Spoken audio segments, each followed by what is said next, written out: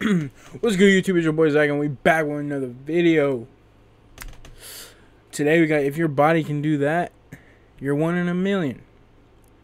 I'm one in a million. I'm most definitely one in a million. Ain't never gonna be another me.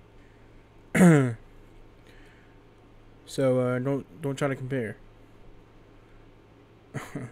But right now, if you're new to the channel, make sure you subscribe and make sure you like this video.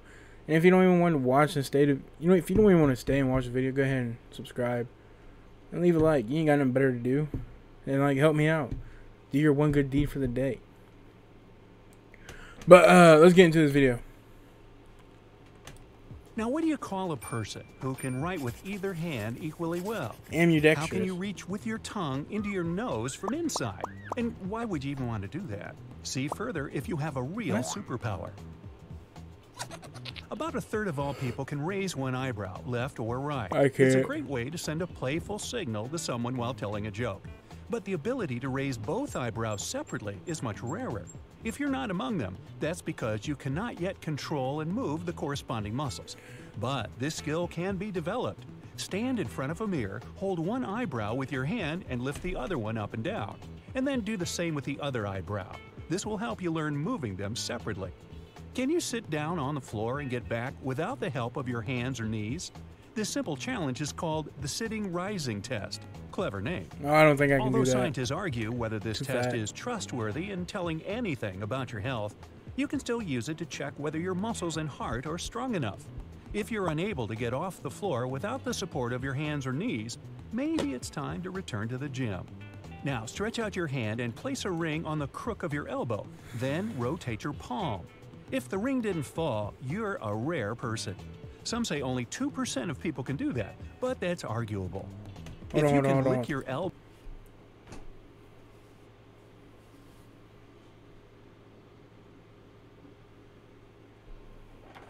I got this thingy.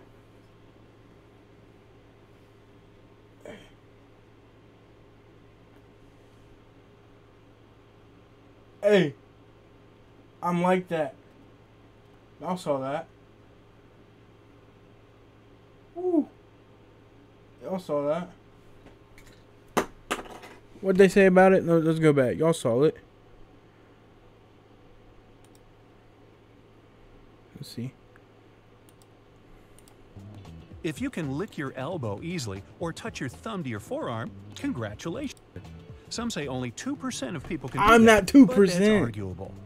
If you Let's can go. lick your elbow easily or touch your thumb Not to on your my forearm, level. congratulations. Oh, I You're can't do all among the that. minority of I can't people. do all that. But some people bring flexibility to the next level. Oh, This I know. condition is called hypermobility. Show It off. allows rare individuals We to get twist it. their You can bodies bend. into weird But you don't mean me positions, doing just it like a snake. in public Putting and your like head weird and between grossing your people feet, out. doing a back bridge, and all sorts of We splits. get it. You can But in bend. some cases, hypermobility can increase sensitivity. Because such people have a larger medulla. This brain area is responsible for processing emotions. Now, 90% Hey, your of brain people is are the key to right-handed, everything. and only 10% are left-handed. Yes, that adds up. But there's also a very small percentage of those who can use both hands equally well, including writing, drawing, and doing any task. Oh, imagine if you Naturally could. ambidextrous people account for only 1% of the entire population, which is about 70 Use million. ambidextrous, and you can write perfectly well with both hands. You can get your work done 2 times faster. That's, of course, if you can multitask. But, 2 times faster. Or when you writing and your hand gets tired and, you gotta... You can switch to the other hand and start Picasso and that stuff, bro. Million people. If you want to check whether you're one of them, try to write the same phrase with both hands, or draw a circle first with most your right definitely and not then one with of your them. left hand. If there's no difference, congrats. By the way, these exercises They're are both very trash. good for balancing the There's no hemispheres of the brain, regardless of which hand is your working one. Mirror writing is another good way to awaken your neurons. Wake up, wake up. Leonardo da Vinci used to write down his thoughts in a journal from right to left. The actual purpose of his mirror writings is still unknown, but some people suggest that he just tried to prevent smudging the ink because he was left-handed. Creating a mirrored text is not an easy task for most people. Now, most people depend on weather forecasts and have to adjust their outfits depending on the season to avoid catching a cold. But not everyone. Lucky ones have learned to keep their bodies warm in any frost. These fearless heroes can walk in the cold wearing only swimming trunks and feel cozy. They can stand in the snow barefoot and even swim in a river or an ice Hey, that pool. might be me. Usually, this talent doesn't come naturally. 'Cause people temper their bodies for years. I think that's gotta be me because literally, I can, through the winter time, I literally sleep with an air conditioner on and a fan. Until they get used to withstand extreme cold. Of course, they don't do it just to look cool or feel cool. I mean, here's an Health benefits extent, from this bro. procedure include better blood circulation, increased concentration, and an overall sense of well-being. And how many seconds can you stand barefoot in the snow? Not many. Okay, stretch out your palms in front of you. Squeeze together all of your fingers except your thumb. Now spread the index and middle fingers and a ring finger with the little finger in different directions. See, I can do that. Success? If so, you'd probably make a wonderful musician because the nerves in your palms are well developed. Do you feel ticklish when you tickle yourself? Now, normally Nah. you wouldn't unless someone else tickles you. It happens because the cerebellum area of the brain, which monitors movements, predicts the sensations caused by your own movements. Then it sends a signal to other parts of the nervous system to cancel these sensations. But some rare individuals can actually feel ticklish on their own. If you're not among them, touching a new texture that the brain doesn't yet recognize or using a scalp massager can help to excite your nerves and bring relaxation. Okay, grab a sheet of paper and something to write with and sit on a chair. Stretch one leg and rotate your foot clockwise. Try to draw the number 6 on the paper or in the air while still rotating your foot. This task is so much struggle because the left area of your brain can't handle two opposite rotations at the same time. That's why the brain tries to bring all movements in the same direction. Coordinated. Only a few people can manage it from the first attempt. You can also try to write other numbers and watch the funny results. Seems like the foot has no problem only with 0. If you want to check out the work of your vestibular system, try this simple trick. Stand on one foot and close your eyes. Most people lose balance at least during the first attempt. I ain't gonna get up and try to do Your that. system includes I look many like a fool, organs but I and think I can systems do it. throughout the body. Together, they It's too allow hot your in this body room to to be stay doing in all that. balance in I'll be different sweating. positions.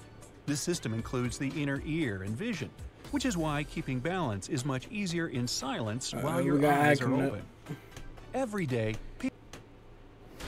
together, we Make sure y'all subscribe. Valorant. Literally, subscribe right now. Stop what you're doing. If you're watching this video right now, go subscribe. You got nothing better else to do. people use their tongue to recognize different tastes and communicate with each other. But it's also a great tool for a bunch of tricks. Around 10% of people can touch the tip of their nose with their tongue. The current title of the world's longest tongue belongs to Nick Stobel from the USA. His tongue measures 3.9. Around 10% of people can touch the tip of their nose with their tongue. The current title of the world's longest tongue belongs to Nick Stobel from the USA. His tongue measures 3.97 inches, according to Guinness World Records. There's also another contender whose name is in the Indian Book of Records for the tongue measuring a whopping 10.8 inches. Jeezy. Wow. Imagine what he can do to She's an ice happy. cream cone. But the average adult male tongue is only about 3.3 inches long, and the average female tongue is 3.1 inches. That's why most people can't perform the nose trick that easily. Okay, tying a cherry stem in a knot is a popular party challenge, but only a few people can do it right and quickly. Al Glinaetsky set the World Guinness record in June 2014 when he made 14 cherry stem knots in 1 minute using only his tongue. Wow. If you want to try to beat his record, practice with patience and pick longer stems around an inch and a half long. Plenty of tutorials on this topic at your service. Stand in front of a mirror, open your mouth, and try to roll the sides of your tongue up towards each other to make a U shape. About 65 to 81% of people are natural tongue rollers, and the majority are women. Some believe it's a genetic capability, but recent studies show that people can actually develop this skill by practicing. I can't do it. Khichri mudra is a term from yoga that means curling the tip of your tongue back into the mouth. Ideally, it should reach above the soft palate and rest in the beginning of the nasal cavity. This asana helps refresh the mind and body and overcome thirst, hunger, and anxiety. Some say it also helps to become a professional lucid dreamer if you acquire a habit to fall asleep with Kitri Mudra every night. But most yoga beginners spend months and even years to reach into the nasal cavity. And if you can do it right away, you're the lucky one. Can you wiggle your ears intentionally? Congratulations! Around 22% of people on the earth are capable of wiggling one ear. As for moving both ears at once, only 18% can do that. Ear wiggling used to be a common thing for our distant ancestors. Scientists believe they could perform a variety of movements with their ears. The group of muscles responsible for wiggling is called the auriculars, and we mostly don't need it today. But some people claim that everyone can learn to move their ears. It only takes time and practice. Unfortunately, we still cannot acquire this classy habit of twitching an ear toward a sound source as dogs and cats do.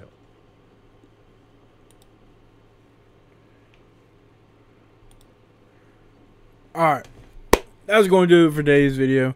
If you liked the video, please hit the like button and make sure you subscribe. Let me know if you could do all those stuff, because you know you could be one in a million